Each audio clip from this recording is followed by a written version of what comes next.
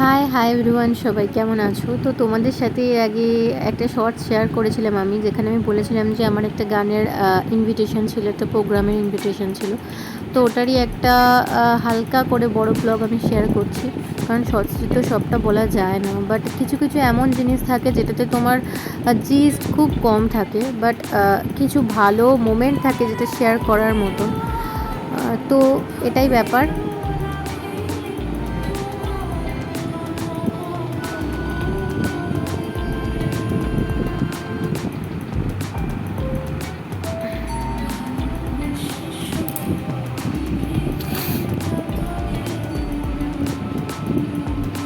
দেখলে একটা খুব সুন্দর নাচ হচ্ছিল।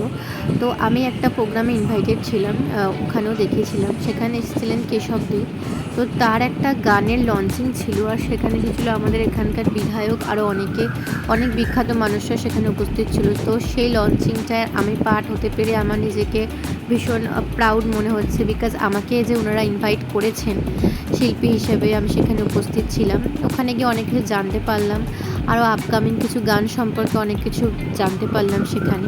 বেশ ভালো লাগছিলো, সবটা অ্যাম্বিয়েন্সটা বেশ ভালো ছিল। আমার মতো আরও প্রচুর শিল্পী সেখানে উপস্থিত ছিল।